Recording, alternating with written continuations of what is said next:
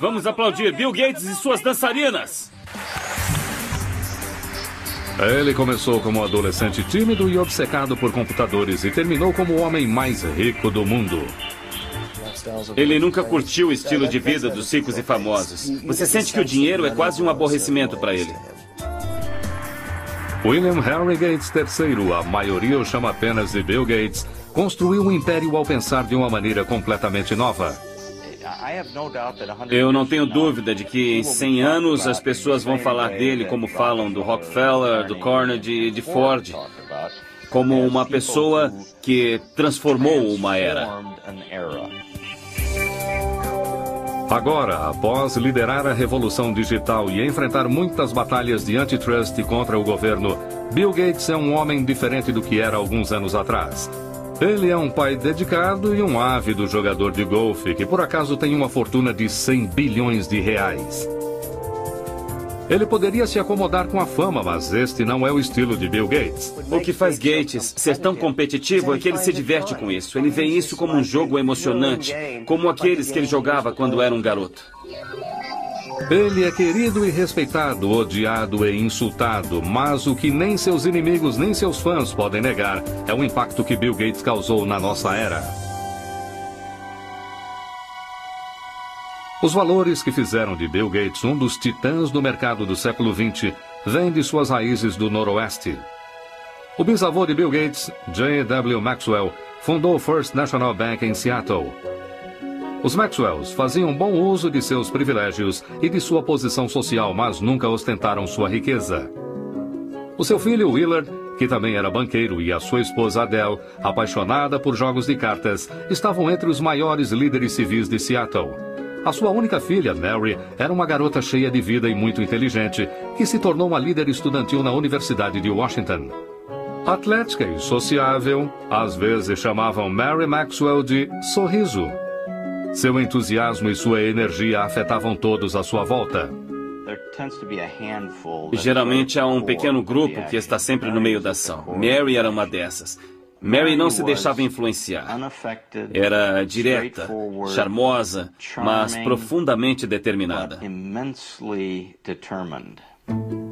Foi na universidade que Mary Maxwell conheceu e se apaixonou por um estudante quieto e estudioso, Bill Gates Jr., que se tornaria um dos advogados de maior sucesso de Seattle. Quando Bill e Mary se casaram em 1951, ela decidiu desistir da sua carreira de professora para cuidar de sua família e dedicar mais tempo à caridade. O primeiro dos 3 filhos de Gates, Christy, nasceu em 1953. Depois dela veio seu irmão, Bill Gates III, nascido em 28 de outubro de 1955. Ele recebeu o apelido de Trinca. Isso aconteceu porque ele se chamava William Gates III. E os jogadores de carta na família pensam em tudo com o número 3 como uma trinca. Então ficou Trinca. A sua mãe tinha uma relação muito próxima com Bill desde o começo. Ela chegou a levá-lo às palestras que fazia como voluntária nas escolas de Seattle. Não demoraria muito até que seu filho precoce lesse enciclopédias de A a Z. Muitas vezes ele ficava horas desaparecido. E quando eu lhe perguntava o que estava fazendo, ele dizia: "Estou pensando, mãe." A família Gates dava valor a competições e o jovem Bill adorava testar a sua capacidade em atividades ao ar livre e jogos de tabuleiro. Entre os seus jogos favoritos estava Risk, cujo objetivo é dominar o mundo. E o ainda popular Banco Imobiliário, onde com um pouco de sorte, qualquer um poderia se tornar um magnata. Ele era muito competitivo com o jogo de cartas com sua irmã. Competiam para ver quem montava quebra-cabeças primeiro, corridas de esqui, velejar, de qualquer coisa. Ele queria se sair bem e ser tão bom quanto os outros competidores. Todos os verões, os Gates iam para sua casa no canal Hood que chamavam de T-Rio. Era aqui que Bill, sua irmã caçula Libby e o resto de sua família recebiam amigos para a preparação de suas próprias Olimpíadas.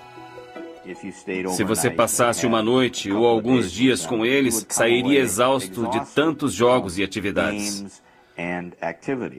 Era um local muito agitado. Eles eram muito competitivos, não há dúvida quanto a isso, e as crianças faziam parte disso. Não existia tédio.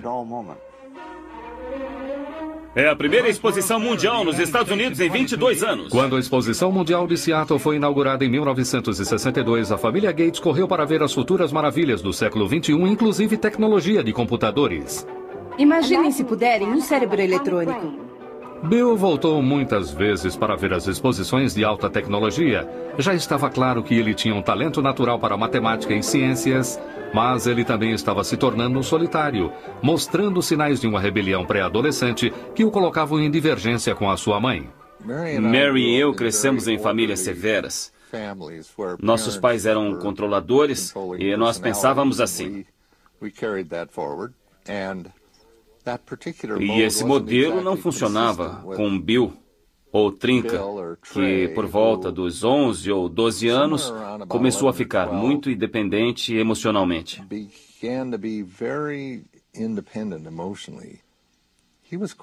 Ele queria decidir sozinho o que iria e não iria fazer.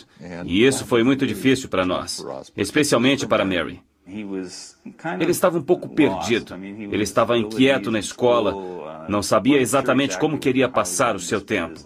É claro que era muito inteligente, um garoto brilhante, mas estava sem rumo. E ele fez aconselhamento naquela época e também mudou de escola. Apesar de acreditarem na educação pública, os pais de Bill acharam que ele encontraria mais rumo e disciplina em Lakeside, a melhor escola particular de Seattle. E ele começou a desabrochar em Lakeside. Ele era excelente em matemática, era ótimo em todas as matérias e era um incrível aluno de teatro. Ele se interessava pela leitura de todos os tipos de livros e coisas assim. E ele não era apenas voltado à matemática e à ciência. Ele tinha interesses bem vastos. Quando Bill começou o ensino médio em 1969, o programa espacial americano estava no seu auge. Apollo 11 havia levado o homem à Lua em julho. A águia pousou. Mas os computadores que tornaram isso possível ainda eram gigantes eletrônicos que custavam bilhões de dólares e exigiam um exército de pessoas para manuseá-los. A maioria das escolas da época não poderia comprar um computador, mas Lakeside havia feito um negócio incrível que seria decisivo para Bill Gates. Uma empresa de Seattle ofereceu o uso do seu computador através de um teletipo ligado à escola. O jovem Gates ficou fascinado pelas possibilidades daquela máquina primitiva e começou a passar todo o seu tempo livre na sala do computador. A história que contam, e que é verdade, é que ele acordava no meio da noite e saía para mexer no computador. E depois voltava, e não percebíamos que ele tinha saído. Bill Gates dividia essa obsessão com seu amigo de escola Paul Allen, que não poderia ser mais diferente de Gates. Ele não era apenas 2 anos mais velho, mas também muito maior. Enquanto Allen era quieto e meditativo por natureza, Bill podia ser estridente e confrontador. Apesar disso, essa dupla estranha estava destinada a fazer história. Enquanto estudava na prestigiosa escola Lakeside, Bill Gates conheceu Paul Allen, um veterano que dividia sua obsessão por computadores. Eles ficaram amigos escrevendo código de software juntos e também eram competitivos, Paul Allen e Bill Gates. Às vezes eles brigavam. Em uma ocasião, Paul Allen expulsou o Bill Gates, que era um pouco mais novo, do grupo que tinham para escrita de código de software. Mas depois percebeu que não conseguiria fazer sem ele e Gates disse: "Estou feliz por ter voltado, mas agora estou no comando." Em 1970, quando Bill tinha apenas 15 anos, ele e Paul Allen entraram no mercado juntos. Os dois garotos lucraram R$40 mil com o Traffic Data, um programa de computador que criaram para medir o volume de tráfego da cidade de Seattle. Apesar de Bill ter a vantagem do dinheiro de sua família, ele estava determinado desde o começo a fazer a sua própria fortuna. O pai de um dos amigos do Bill dizia que ele tinha um bom olfato para dinheiro. Mesmo quando era criança, ele sabia o valor de um contrato. Ele tinha até um contrato para usar a luva de beisebol de sua irmã mais velha, que estava assinado como um documento legal. No verão de 1972, aos 17 anos, Bill foi para Washington, D.C. para trabalhar como um mensageiro do Senado. Esse contato com políticos e governadores lhe seria útil no futuro. Quando voltou para casa, naquele outono, ele tirou licença da escola, quando ele e Paul Allen conseguiram seu primeiro trabalho para uma empresa de computadores. Eles começaram a falar em abrir a sua própria empresa, mas os Gates insistiam que seu filho terminasse o ensino médio e fizesse uma faculdade. A mãe dele se preocupava por ele não ser muito atirado socialmente. Bom, talvez ele fosse, mas ele tinha outras coisas em mente. E ele não era rude, não era grosseiro. Ele só seguia um caminho diferente. Mas sua genialidade tinha outros planos. Bill se formou em Lakeside em 1973 e seus pais receberam com orgulho a sua aceitação na Universidade de Harvard. Assim, ele deixou Seattle e foi para o leste, para Cambridge, em Massachusetts. Como calouro em Harvard, ele chegou a pensar em se preparar para uma carreira no direito, mas nenhum curso inspirava tanto a sua imaginação quanto seu trabalho com computadores. Bill era uma pessoa muito determinada a fazer aquilo que lhe interessava fazer. Aquilo que não lhe interessava muito, que normalmente incluía as suas matérias acadêmicas, ele tendia a levar adiante e passar apenas com talento. Eu lembro que havia um curso de introdução à literatura grega e, se me lembro bem, ele não havia feito nenhum trabalho dessa matéria o ano inteiro. Ele ficou acordado na noite anterior à prova, dormiu durante uma parte do exame e ainda assim tirou B. Não é muito surpreendente que Gates tenha dormido durante o exame. Entre as suas aulas e o tempo que passava no Centro de Informática de Harvard, ele parecia estar ligado 24 horas por dia. Ele sempre foi muito focado no que estava fazendo. Entrava no quarto, não se trocava e simplesmente deitava na cama, que, é claro, nunca estava arrumada, porque ele não tinha tempo para isso. Ele dormia com a porta aberta, todo vestido, deitava e dormia. E quando estava descansado, já estava de volta à ativa para o próximo passo. Bill descansou o suficiente para fazer grandes amizades em Harvard, mas a vida social não era sua prioridade. Ele namorava muito pouco, com níveis de sucesso variáveis.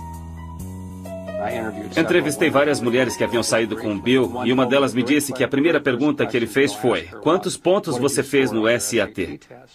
Não era exatamente o que uma jovem queria ouvir, mas era para ele, que havia feito 800 pontos só em matemática. Isso era um motivo de orgulho.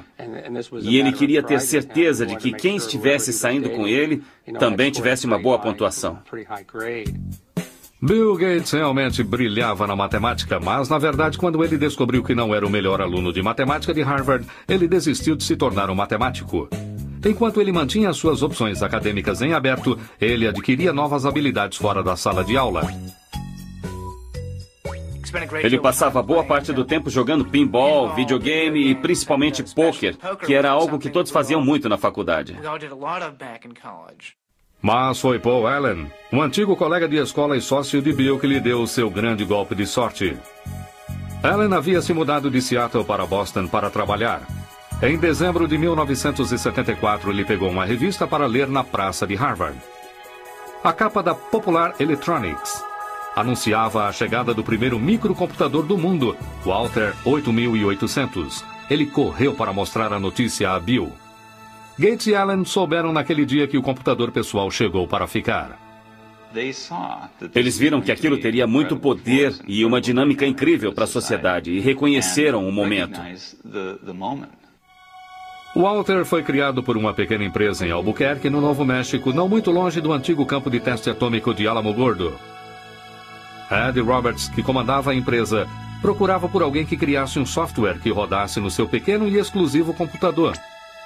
Gates e Allen o convenceram de que poderiam fazer isso e trabalharam dia e noite no Centro de Informática de Harvard por 2 meses. Em fevereiro de 1975, Paul Allen foi a Albuquerque para testar o programa que ele e Gates haviam terminado. Quando carregou o Altair, com o que Bill Gates chamou de o código mais animal que eu já escrevi, ele funcionou. A importância daquele momento iria mudar Bill Gates e a indústria de softwares para sempre. No verão de 1975, Bill Gates, agora com 19 anos, e seu sócio Paul Allen fundaram a Microsoft.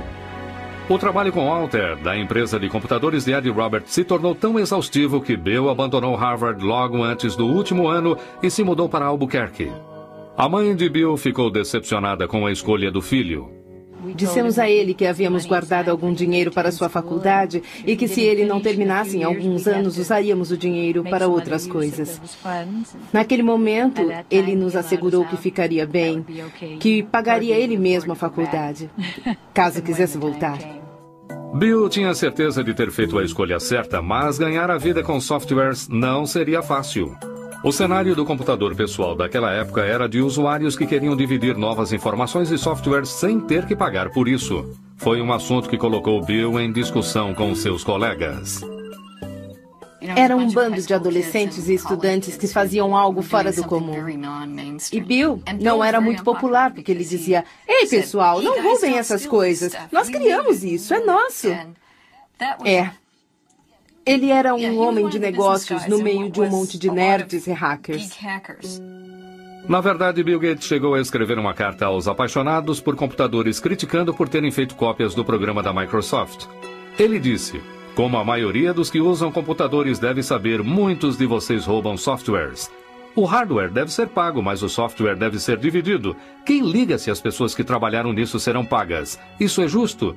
Mas aqueles que nos foram delatados perderão no final." Ele era visto como uma espécie de traidor e foi uma mudança, uma ética diferente da que prevalecia na época.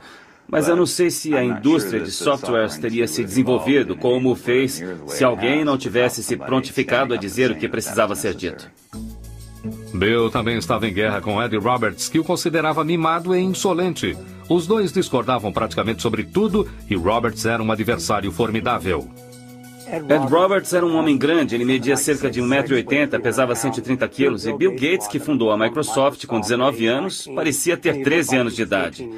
E ele enfrentava aquele homem enorme cara a cara, com gritos e discussões de igual para igual. Um último confronto aconteceu em maio de 1977, quando Roberts vendeu a sua empresa e Gates teve que processá-lo para ficar com o software que ele e Paul Allen haviam criado para a empresa. Gates venceu. Somos linha dura com softwares. A Microsoft se expandiu com novas linguagens de software e Gates e Allen começaram a vender seus produtos para outras empresas. No final de 1978, com as vendas beirando o marco de R$2 milhões, eles mudaram a Microsoft de Albuquerque para Seattle. Bill estava feliz por estar de volta e se dedicou para promover a empresa em sua terra natal. Sempre criamos pensando no futuro. Nossa equipe está sempre à procura das últimas tecnologias em hardware e software. Bill Gates era um verdadeiro gênio do marketing da Microsoft. Desde o começo, era ele quem pegava a estrada para tentar vender a sua empresa e o seu software. E muitas vezes ele levava a mãe com ele nessas viagens. A mãe de Bill era muito respeitada e cheia de contatos e ela exerceu um papel fundamental no início de sua carreira. Mary fazia parte de muitos conselhos diretores, além do da Universidade de Washington. Ela estava entre os diretores da United Way. E também na diretoria da United Way estava o presidente da IBM. E foi assim que seu filho conheceu o presidente da IBM, através dela. Como seria o computador ideal para sua casa? Em novembro de 1980, a IBM batia a porta da ainda inexperiente Microsoft. A maior marca de computadores do mundo agora queria falar com Gates e Allen sobre a criação de um sistema operacional para sua nova linha de computadores pessoais. Desde o seu primeiro encontro, a IBM não percebeu com quem estava lidando. Ele parecia um adolescente. Era magrelo, tinha o cabelo arrumadinho, informal, e por isso as pessoas não o levavam a sério, como um homem de negócios. Mas a audaciosa IBM logo descobriu que Gates não era um amador. Ele rapidamente os convenceu de que a Microsoft poderia criar o seu novo software. Primeiro ele adquiriu um sistema operacional já existente e o adaptou aos computadores pessoais da IBM e o chamou de MS-DOS. Bill Gates, como um homem de negócios muito sagaz, sabia onde conseguir um sistema operacional. Ele pegou a estrada e o comprou por R$100 mil. Mas a verdadeira sacada foi que quando eles desenvolveram o sistema operacional para a IBM queria comprar o código original que teria dado a eles a origem do sistema operacional ou ao que se tornou o DOS. Mas ao invés disso, a Microsoft se recusou a entregar os direitos sobre o DOS. Por não possuir os direitos do sistema operacional, a IBM teria que pagar uma licença à Microsoft por cada cópia de DOS que fosse instalada nos seus computadores. E a IBM estava prestes a perder o seu incrível índice de vendas de computadores. O computador pessoal da IBM. Enquanto outras empresas apresentavam computadores pessoais mais baratos que os da IBM, a Microsoft podia vender o mesmo sistema operacional para todas. Havia vários tipos de computadores sendo fabricados naquela época. E eu não sabia quem iria vencer no mercado de hardwares, mas a Microsoft tinha boas chances de vencer no mercado de softwares. Entre 1978 e 1981, o crescimento da Microsoft foi incrível. Os funcionários aumentaram de 13 para 128. Os lucros das vendas deslancharam de 8 milhões para 32 milhões de reais. Em 1983, 30% de todos os computadores pessoais do mundo funcionavam com o software da Microsoft. Mesmo assim, Bill Gates nunca tirou seus olhos do orçamento. Ele nunca voava na primeira classe, a não ser que fosse extremamente necessário. Era comum vê-lo na classe econômica com um cobertor sobre a cabeça tentando dormir. Os seus pais lhe ensinaram muito bem, desde o começo, o valor do dinheiro e do trabalho pesado, e isso refletiu mais tarde na sua vida. Não apenas na maneira como comandava a sua vida pessoal, mas a Microsoft. O meu nome é Bill Gates, eu sou presidente da Microsoft. O começo dos anos 80 foi uma época excitante para essa indústria comandada em geral por pessoas com menos de 30 anos. A Microsoft começou a criar softwares para empresas inovadoras, como a Apple e o seu guru Steve Jobs. O seu computador e software Macintosh foram considerados por muitos como os mais geniais da indústria e como um marco para o futuro. Para se criar um novo padrão, é preciso de algo muito inovador e que capte a imaginação das pessoas. E o Macintosh, de todas as máquinas que eu já vi, é o único que alcança esse padrão. Mas logo, Microsoft e Apple travariam uma batalha sobre os direitos da próxima geração de softwares. Bill Gates também estava prestes a receber notícias que abalariam a Microsoft em sua base.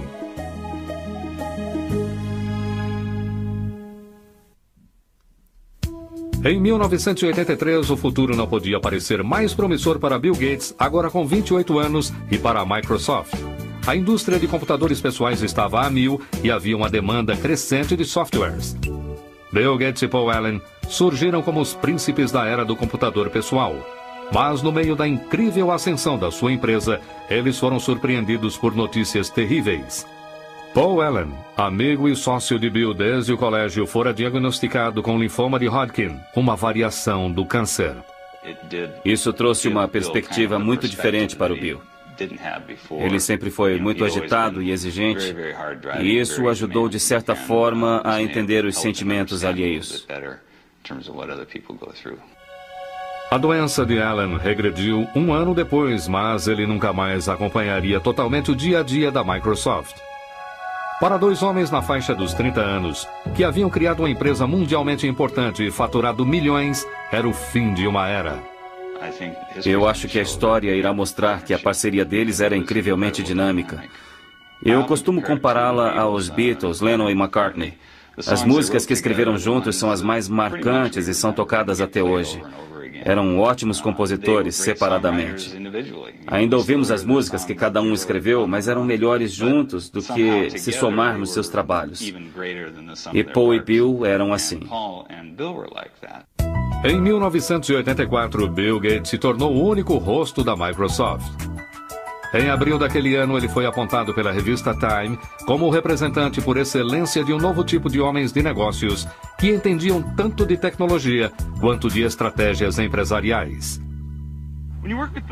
Trabalhando com Bill, você percebe que em quase todas as reuniões e em todas as discussões, Bill sempre apresenta um perfil dos casos. Que tal isso, que tal aquilo? É como se ele fizesse uma relação de tudo o que ele acha que poderia acontecer de uma maneira muito estrutural e estudasse aquilo. Sistemas em modo de segurança muito avançados. A Microsoft era muitas vezes vista como um acampamento de matemáticos onde o estilo de gerenciamento de Gates mantinha o processo criativo funcionando e às vezes instigava sérios confrontos. O Gates mais jovem competia por tudo. Ele chamava qualquer coisa de a ideia mais idiota que já ouvi. E isso fazia parte de um teste para ver... Bom, se você discorda, me convença de que não é a ideia mais idiota do mundo. Desafiar ideias constantemente era necessário para estar no topo de uma indústria instável. Gates arrumou uma equipe que dividia a sua ética de trabalho rígido. Sempre que estávamos trabalhando no lançamento de um novo software, varávamos à noite. Há uma história sobre Bill e Miriam Lovo, a assistente dele. Ela era nova na empresa. Ela chegou numa manhã e não sabia se chamava a polícia porque tinha um cara dormindo embaixo de uma mesa. Mas na verdade era Bill. O esforço valeu a pena. A Microsoft atingiu os 280 milhões de reais em vendas em 1985. Em 1986, Gates lançou o Microsoft Windows. Este seria o programa mais conhecido da empresa. Os críticos logo notaram que o uso do mouse, além dos ícones, tinha mais do que uma leve semelhança ao sistema operacional do Macintosh da Apple, que era considerado de fácil uso. Se sabe usar o dedo, já sabe como usar. Macintosh, o computador para todos nós. A Apple dera a Gates acesso completo à sua tecnologia enquanto ele trabalhava no novo software da Macintosh. Gates havia avisado a Apple anteriormente para licenciar o seu software, mas a Apple estava mais interessada em vender computadores do que softwares, e a sugestão foi ignorada. Mais uma vez, Gates avistou uma possibilidade e a agarrou. Neste setor, nós competimos e colaboramos ao mesmo tempo. Bill conversou comigo uma vez. Ele disse, sabe que sou um competidor, então mesmo sendo seu amigo, não me dê nenhuma informação que não queira que use contra você, porque sou seu concorrente. E se você me disser algo que eu possa usar nessa competição, eu farei isso. A Apple decidiu que Gates não ficaria com parte do seu lucro e ameaçou processá-lo pelo Windows. Gates, em contrapartida, disse que ficaria com o software da Microsoft que a Apple precisava para instalar em seus computadores. No final, a Microsoft venceu a Apple no tribunal. Por fim, a Microsoft venceu ao mostrar que, apesar das similaridades operacionais dos dois computadores, cada função individual do Windows era extremamente diferente das funções individuais do Macintosh. Apesar de a primeira versão do Windows estar longe da perfeição, trouxe uma nova base financeira e criativa à Microsoft. Em 1986, Bill Gates abriu as ações da empresa. Ele possuía 45% das ações, o que fez dele um bilionário aos 31 anos. Ainda assim, Gates nunca se sentiu seguro sobre a posição de sua empresa. Ele não queria falhar. E quando você tem essa preocupação, quando você está sempre de olho no seu retrovisor para ver quem está tentando sabotar a Microsoft, num certo dia isso o consumiu. E isso, sem dúvida, fez dele o ser humano mais competitivo da indústria de computadores pessoais. E ele é guiado por uma energia incandescente. Gates também ganhava a reputação de ser cruel e algumas forças poderosas começaram a se colocar contra ele. Agora que os PCs haviam decolado, a IBM havia decidido modificar o seu sistema operacional para substituir o DOS, que era licenciado à Microsoft. Ele foi chamado de OS/2. Estávamos preocupados em saber se aguentaríamos o baque, por assim dizer, ainda mais por ser uma verdadeira pancada. A IBM era uma empresa muito poderosa, com muitas equipes de software, com muito dinheiro e com muito potencial para tirar a Microsoft do mercado operacional. Ironicamente, a Microsoft teve o seu papel no desenvolvimento do OS/2, mas Bill Gates não pensava em desistir do seu próprio software. Ele decidiu arriscar a fortuna da sua empresa e a sua própria reputação com o software Windows, para que a sua equipe continuasse a trabalhar, mesmo que isso significasse perder a IBM, o seu maior cliente. Em 22 de maio de 1990, a Microsoft lançou o Windows 3.0. Essa versão nova e aperfeiçoada logo se tornou campeã de vendas. No final das contas, o OS/2 não conquistou o mercado, deixando para a Microsoft o monopólio dos sistemas operacionais de PCs.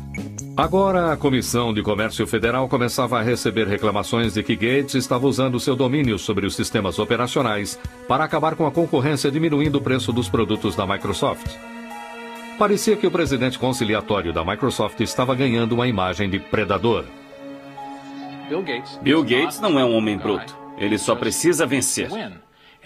Podia até ser uma vitória feia. Não importa. É sempre uma vitória.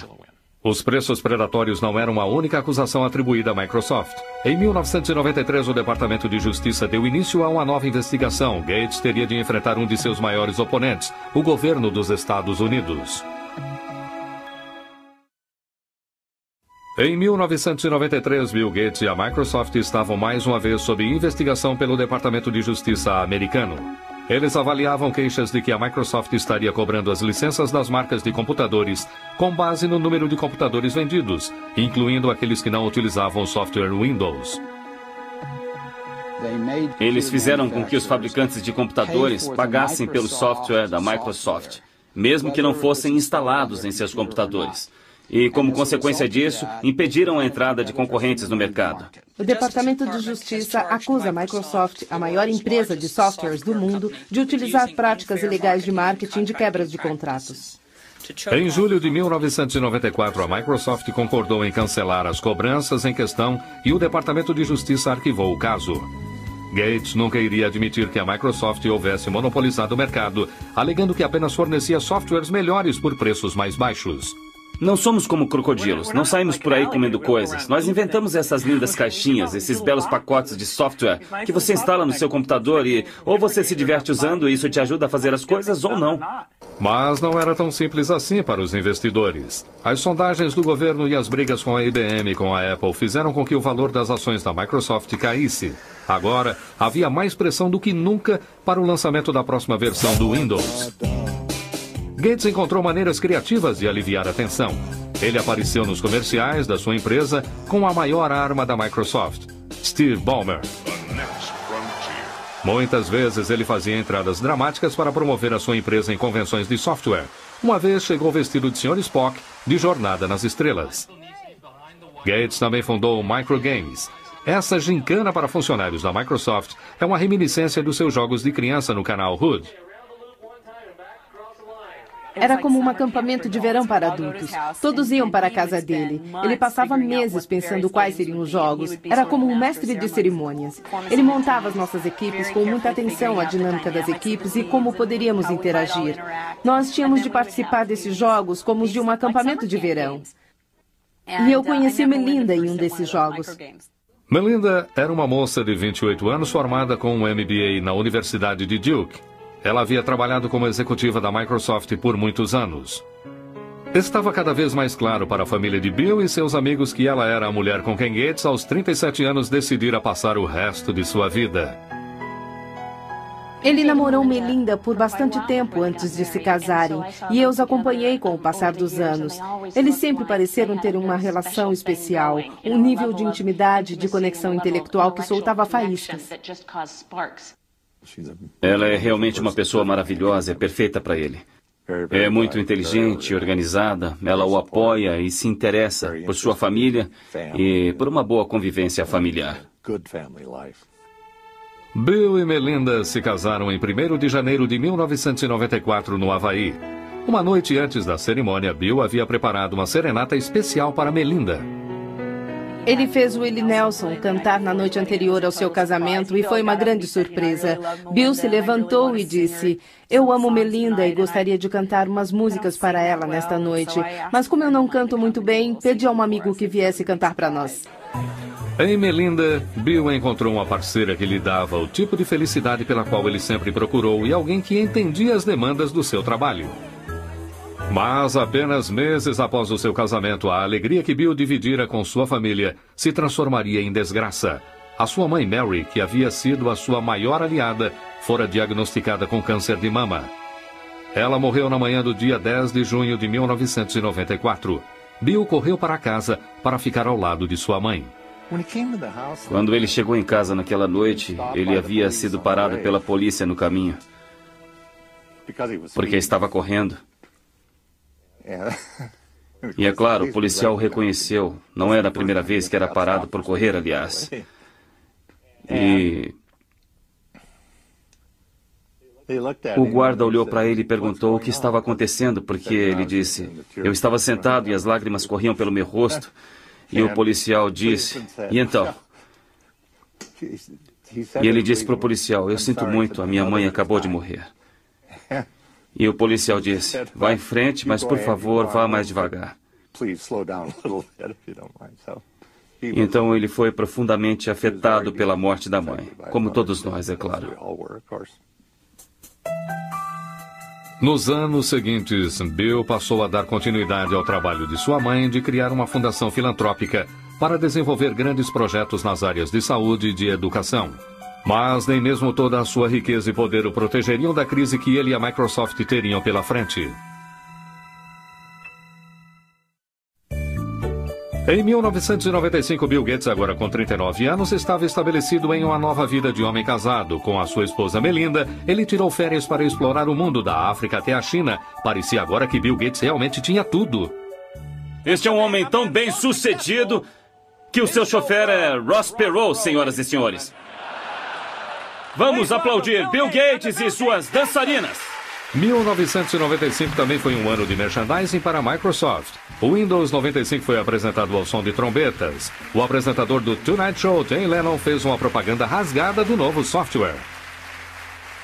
O Windows 95 é tão simples que até um apresentador pode entender. Claramente, Gates ainda era o melhor vendedor da Microsoft, mas daqui para frente não seriam apenas negócios para o chefe. Em 26 de abril de 1996, Bill e Melinda deram boas-vindas à sua primeira criança, uma menina chamada Jennifer. Ele ama aquela garotinha. É algo lindo de se ver.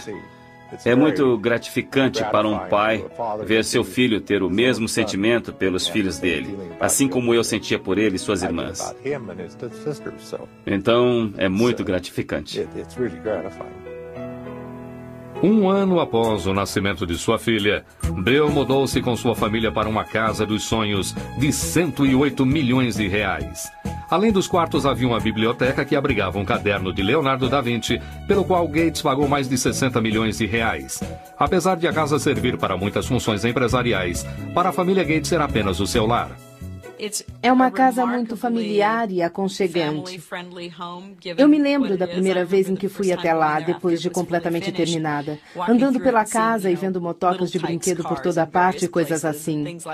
Não é uma casa antisséptica, onde você tem medo de tocar qualquer coisa ou de se sentar.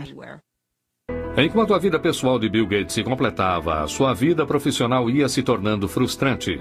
Em 1997, ele descobriu que estava muito atrasado no estrondoso mercado da internet. Uma empresa chamada Netscape estava dominando as vendas dos navegadores da internet, os softwares necessários para ter acesso aos sites. Gates, para diminuir essa diferença, decidiu incluir o Explorer, o seu navegador, em todas as cópias do Microsoft Windows. Muitos viram isso como uma jogada suja para eliminar o seu maior rival. Se a Microsoft optou por causar prejuízo à Netscape ou qualquer outro concorrente, então o consumidor não pode fazer uma escolha justa. E quando o consumidor não faz uma escolha justa, o mercado não funciona efetivamente. Em 1998, Gates foi chamado ao Senado, onde já havia trabalhado como mensageiro e sido acusado de gerenciar um monopólio ilegal. Eu espero que o meu testemunho ajude esta corte a solucionar este caso. Isso seria melhor para os consumidores e para a indústria. E é por isso que eu estou aqui. Obrigado. O Departamento de Justiça do presidente Bill Clinton, além de outros 19 estados, processaram a Microsoft por antitrust. Foi o maior processo dessa categoria que já existiu na história da indústria de computadores. A Microsoft tem o poder hoje de exercer um controle predatório e exclusivo sobre os meios que utilizamos para acessar a internet. Seria como a General Motors ter o poder de ditar que tipo de gasolina você deve colocar no seu carro, ou qual rodovia você deve usar, ou até como chegar a essa rodovia. Em 2000, um juiz federal decidiu que a empresa deveria se dividir em duas. Após mais de 2 décadas de sucesso irrefreável, este foi um grande abalo para Bill Gates. O julgamento de antitrust afetou Bill Gates profundamente. Ele ficou muito sensibilizado com as acusações de que ele seria petulante, de que era arrogante, de que não respondia todas as perguntas com honestidade e de que estaria tentando dificultar o trabalho dos promotores. O processo antitrust durou 4 anos e custou milhões de dólares à Microsoft por honorários legais. Por fim, em 2002, o Departamento de Justiça, sob o comando do presidente George Bush, ofereceu à Microsoft um acordo favorável. Seria um momento de fúria para os detratores da Microsoft e um momento triunfante para Bill Gates e sua empresa. Durante o processo por antitrust, Bill Gates surpreendeu a todos ao deixar o cargo de presidente da Microsoft e se dividir entre a presidência e o cargo de arquiteto-chefe de softwares. A vaga de presidente ficou para o seu velho amigo de Harvard, Steve Ballmer. Eles eram velhos amigos e Gates realmente só queria ser o homem das ideias. Ele queria dar um passo para trás. E foi isso que ele fez. E isso funciona muito bem hoje. Foi difícil para ele abandonar a sua cria, mas ele se acostumou. Na última década, Bill Gates esteve em uma missão: dividir a sua riqueza. Em 2000, ele abriu a Fundação Bill e Melinda Gates, que gasta centenas de milhões de reais todos os anos com computadores, vacinas e medicamentos para os mais necessitados. Os mundos dos ricos e dos pobres são muito separados. A conscientização da crise da AIDS e das intervenções efetivas que podem ser tomadas é muito defasada. Chegou a hora de mudarmos tudo isso. Ele já disse publicamente que não deixará sua vasta fortuna para seus filhos. O que o Bill Gates disse é que irá doar, antes da sua morte, 90% da sua fortuna. Bill Gates se tornou um ícone mundial. O seu segundo livro, A Empresa na Velocidade do Pensamento, foi publicado em 25 idiomas e está disponível em mais de 60 países. Em 2004, a revista Forbes o classificou como a pessoa mais rica do mundo pelo 11º ano consecutivo. O seu patrimônio líquido de 100 bilhões de reais lhe proporciona algum tempo para se divertir, mas não muito. A indústria está sempre mudando. É o jogo perfeito, porque nunca tem fim. Você não pode sentar e relaxar. Apesar de tudo, William Henry Gates III se manteve o mesmo competidor de sempre. Pensando no futuro, esse visionário investe muito de sua energia em expandir a Microsoft para territórios globais, como o Oriente Médio e a China. Enquanto isso, Gates e a Microsoft estão focados em aperfeiçoar o seu software para combater vírus e spams. Dizem que o próprio Gates recebe 4 milhões de e-mails de spams todos os dias. Independente de como será lembrado, um barão da indústria, um filantropo ou simplesmente como o cara que tirou as maiores vantagens, ninguém pode negar que ele mudou a maneira como o mundo opera e se diverte. Quando os biógrafos e historiadores se voltarem à história do século XX, Bill Gates irá aparecer como o melhor homem de negócios do nosso século e a Microsoft como uma das melhores empresas do século XX. É impressionante o que essa empresa foi capaz de fazer em tão pouco tempo. Esta é uma das maiores histórias de sucesso do século XX. Distribuição Logon Editora. Versão brasileira. A família Gates dava valor a competições e o jovem Bill adorava testar a sua capacidade em atividades ao ar livre e jogos de tabuleiro. Entre os seus jogos favoritos estava Risk, cujo objetivo é dominar o mundo.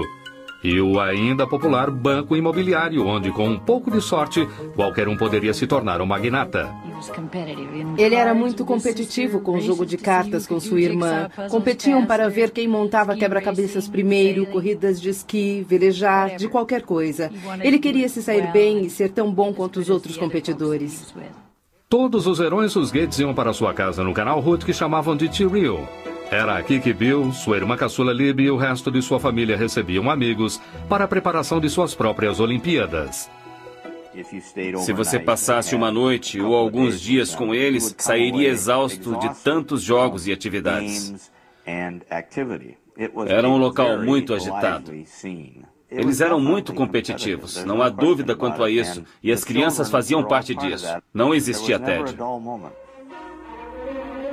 É a primeira exposição mundial nos Estados Unidos em 22 anos. Quando a Exposição Mundial de Seattle foi inaugurada em 1962. Mas profundamente determinada. Foi na universidade que Mary Maxwell conheceu e se apaixonou por um estudante quieto e estudioso, Bill Gates Jr., que se tornaria um dos advogados de maior sucesso de Seattle. Quando Bill e Mary se casaram em 1951, ela decidiu desistir da sua carreira de professora para cuidar de sua família e dedicar mais tempo à caridade. O primeiro dos 3 filhos de Gates, Christy, nasceu em 1953. Depois dela veio seu irmão, Bill Gates III, nascido em 28 de outubro de 1955. Ele recebeu o apelido de Trinca. Isso aconteceu porque ele se chamava William Gates III. E os jogadores de carta na família pensam em tudo com o número 3 como uma trinca. Então ficou Trinca. A sua mãe tinha uma relação muito próxima com Bill desde o começo. Ela chegou a levá-lo às palestras que fazia como voluntária nas escolas de Seattle. Não demoraria muito até que seu filho precoce lesse enciclopédias de A a Z. Muitas vezes ele ficava horas desaparecido. E quando eu lhe perguntava o que estava fazendo, ele dizia, estou pensando. Quando era um garoto. Ele é querido e respeitado, odiado e insultado, mas o que nem seus inimigos nem seus fãs podem negar é o impacto que Bill Gates causou na nossa era. Os valores que fizeram de Bill Gates um dos titãs do mercado do século XX vêm de suas raízes do Noroeste. O bisavô de Bill Gates, J.W. Maxwell, fundou o First National Bank em Seattle.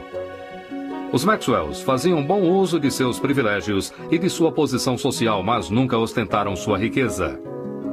O seu filho, Willard, que também era banqueiro, e a sua esposa, Adele, apaixonada por jogos de cartas, estavam entre os maiores líderes civis de Seattle. A sua única filha, Mary, era uma garota cheia de vida e muito inteligente, que se tornou uma líder estudantil na Universidade de Washington. Atlética e sociável, às vezes chamavam Mary Maxwell de Sorriso. Seu entusiasmo e sua energia afetavam todos à sua volta. Geralmente há um pequeno grupo que está sempre no meio da ação. Mary era uma dessas. Mary não se deixava influenciar. Era direta, charmosa, mas... A família Gates correu para ver as futuras maravilhas do século XXI, inclusive tecnologia de computadores. Imaginem, se puderem, um cérebro eletrônico. Bill voltou muitas vezes para ver as exposições de alta tecnologia. Já estava claro que ele tinha um talento natural para matemática e ciências, mas ele também estava se tornando um solitário, mostrando sinais de uma rebelião pré-adolescente que o colocavam em divergência com a sua mãe. Mary e eu crescemos em famílias severas. Nossos pais eram controladores e nós pensávamos assim. E esse modelo não funcionava com Bill, ou Trinca, que por volta dos 11 ou 12 anos começou a ficar muito independente emocionalmente.